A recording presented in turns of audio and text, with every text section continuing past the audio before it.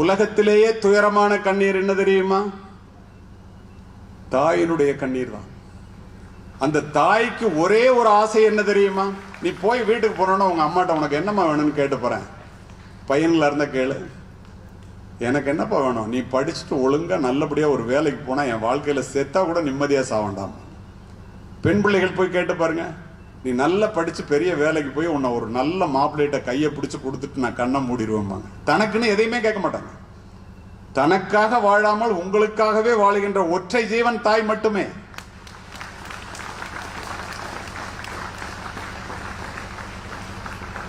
அப்போ இந்த மாதிரி அவங்களுடைய ஆசையை நிறைவேற்றுறதுக்காகவாவது நீ படிக்கணுமா இல்லை?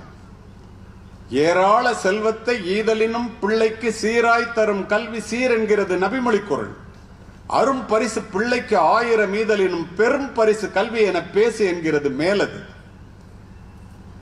மன்னரும் மாசர கற்றோனும் சீர்தூக்கின் மன்னரில் கற்றோன் சிறப்புடையும். மன்னர்க்கு தன் தேசமல்லால் சிறப்பில்லை, கற்றோர்க்கு சென்ற இடமெல்லாம் சிறப்பு. நீ மட்டும் படிச்சிட்டேன்னா உலகத்துல எந்த மூலைக்கு போனாலும் சிறப்புடா. ராஜாவா இருந்தா கூட அவன் நாட்டில் தான் சிறப்பான். நீ படிச்ச அறிவாளி ஆயிட்டா உலகத்துல எந்த மூலைக்கு போனாலும் உன்ன வாங்க சார் கூப்பிடணும், மரியாதையோடு அழைக்கணும், சால்வை போத்துவாங்க, பொக்கே கொடுப்பாங்க, நடுவுல உட்கார வைப்பாங்க. இதெல்லாம் எதனால வர்றது?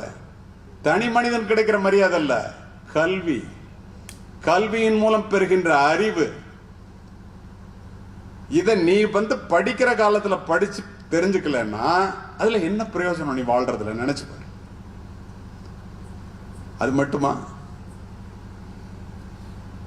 அருமை மாணவர்களே, எப்பிறப்பாயினும் ஏமாப்பு ஒருவர்க்கு மக்கட்பிறப்பில் பெரிதல்ல, அப்பிறப்பில் கற்றலும் கற்றவை கேட்டலும் கேட்டதன்கண் நிற்றலும் கூட பெரியனா. என்ன அர்த்தம்? எல்லா பிறவில மனிதனை பிறக்கிறதாண்டா பெரிய பிறவி. மனிதனை பிறந்த பத்தது படிக்கணும், படிச்ச பத்தது படிச்சபடி நடக்கணும். அப்படி நீ நடந்தனா உன்னை ஜெயிக்க யாருமே இல்லை. நீ ஊர்ல பாரு, பெரிய பணக்காரனா இருப்பான், பணம் இருக்குங்கிறதுனால புள்ள படிக்க மாட்டான். அடுத்த தலைமுறையில இருக்கிற இடம் தெரியாம அப்படியே விழுந்துரும் அந்த குடும்பம். ஏழை பிள்ளையா இருக்கும், படிச்சிருப்பான், ஆலமரத்தை போல விழுது விட்டு வளரும். அதை எப்படி சொல்லியிருக்காரு தெரியுமா பாரதிதாசன்? எல்லா நலமும் ஈந்திடும் கல்வி இல்லா வீடு இருண்ட வீடுங்க. படிப்பிலார் நிறைந்த குடித்தனம் நரம்பில் துடிப்பிலார் நிறைந்த சுடுகாடுங்க.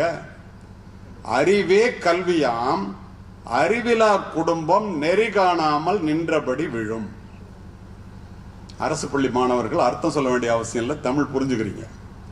அதனாலதான் பாரதி சொன்னாரு, எண்ணரும் தமிழ்நாட்டின் கண் எல்லோரும் கல்வி கற்று பன்னரும் கலைஞானத்தால் பராக்கிரமத்தால் உன்னத இமயமலை போல் ஓங்கிடும் கீர்த்தி பெற்று இன்புற்றார் என மற்றோர் இயம்பிட கேட்டிடல் என்னாலோ. தமிழ்நாட்டில் இந்தியால எல்லாரும் படிச்சு எல்லாரும் அறிவாளியாயி இவ்வளவு அறிவுள்ள நாடா இருக்கு இது அப்படின்னு மற்ற நாட்டுக்காரன் நம்மளை பார்த்து என்றைக்கு வியப்படைகிறானோ அதுதாண்டா புன்னாள், அன்னைக்கு தாண்டா உண்மையான சுதந்திரத்தை நம்ம பெற்றிருக்கோம் அப்படின்னு அப்பவே சொல்லிட்டு போயிட்டார். இவ்வளவு இருக்கே படிக்கலன்னா என்ன ஆகும்? அதையும் தெரிஞ்சுங்க. கல்வி இல்லாமையே அனைத்து துன்பங்களுக்கும் ஆணிவே. இப்போ எத்தனை பேர் இந்த படிக்கக்கூடிய வயதுல படிக்க வாய்ப்பிருந்தும் படிக்காமல், நம்மள எத்தனை பேர் படிக்காம சுத்திட்டு இருக்கோம். அந்த மாதிரி இருக்கிறவன்லாம் பட்ட பகல்ல உருகி ஓடுற தாருல ரோட்ல தார் போடுறவன பார்த்துருப்ப. மெக்கானிக் ஷெட்ல போல்ட்டை மாட்டும் போது விரல் மாட்டிக்கிட்டு அடிக்கும் போது ரத்தம் வர்றவன பார்த்துருப்ப. மூட்டை தூக்குறது எவ்வளவு சிரமம், உடல் உழைப்பை மட்டுமே நம்பி வாழ்றவங்கள பார்த்துருப்ப. டேபிள் துடைக்கும் போது கூனி குறுகி போய் ஹோட்டல்ல எச்சல் இலைகளை எடுக்கிறத பார்த்துருப்போம். இதெல்லாம் எதனால வந்தது? அவங்ககிட்ட எல்லாம் போய் கேட்டு பாருங்க.